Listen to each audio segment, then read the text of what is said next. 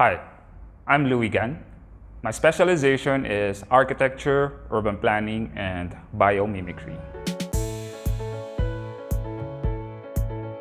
Yep, so as an architect, I'm practicing for more than 12 years, and as an urban planner, more than 10 years. And usually my advocacy is all about transportation.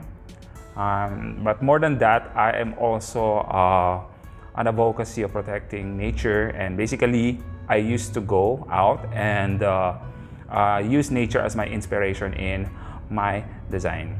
As an urban planner, you have to go beyond that if you want to solve transportation. You have to focus on making your environment a quality wherein you provide services regardless of the social status of the people. For example, we consider designing an environment that can be accessed by the poor and the rich.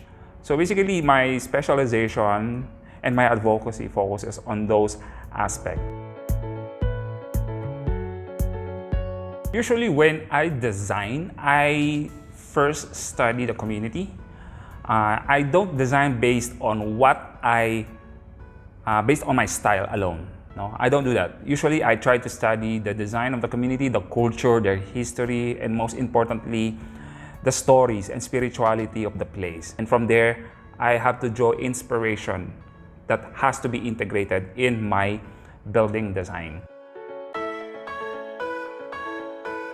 Now in the future, of course, with the advent of artificial intelligence, this will definitely democratize and change how architects and urban planners should process whatever information that they're going to use in their design.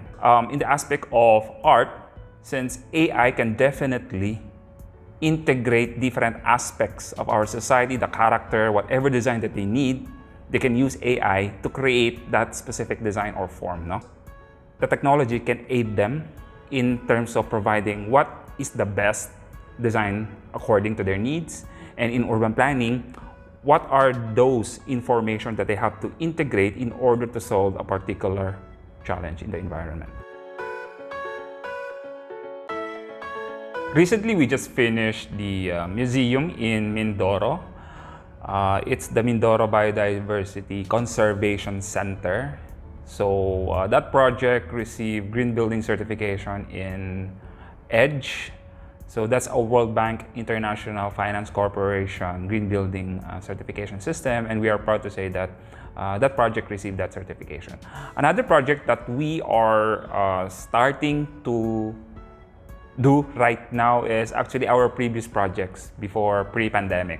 So during pandemic, most of our projects stopped, and most of them didn't continue or completely 100% it stopped. But we have two projects right now that we are preparing because they are under construction. One is in Dagupan. So it's a 3-star hotel and commercial building. And another one is the Monterrazas Clubhouse. So it's also under construction. And yeah, so we are excited to continue those projects because our business literally stopped during pandemic, and we are happy to say that these are the two projects that we are focusing right now. Yeah, when we try to balance the needs of all the stakeholders involved in the project, urban planners, usually we don't interfere.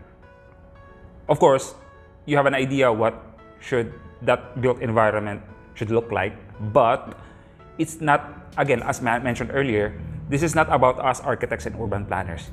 It has to be the vision of the community, okay?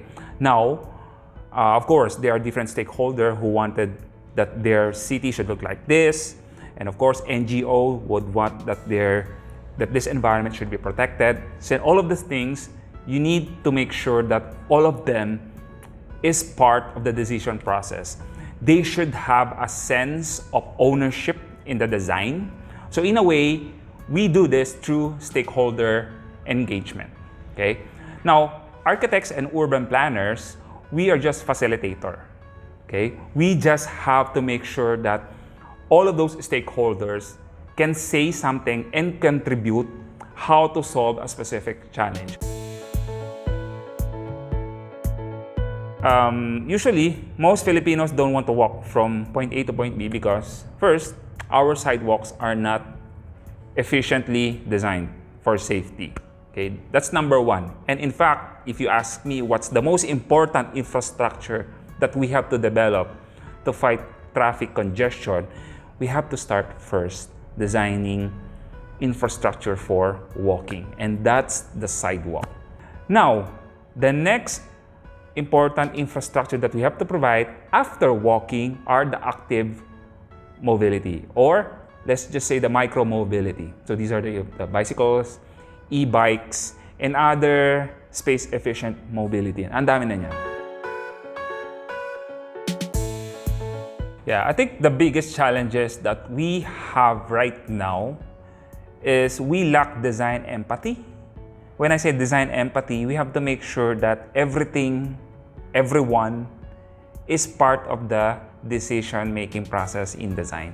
Everyone should have a sense of ownership in the design. We have to make sure that if we want to minimize traffic congestion, we have to make sure that everyone and all types of people are part in the design solution. The PWDs, the children, no? The senior. We have to make sure their experience are also considered in the design. But of course, even if we are empathic in our design, what I see is that most of us are forced to follow law. Okay? And that's PD 10926. And our design standards are not up to date. And of course, I think the most important is we should have a safe space where people can congregate and share their experiences.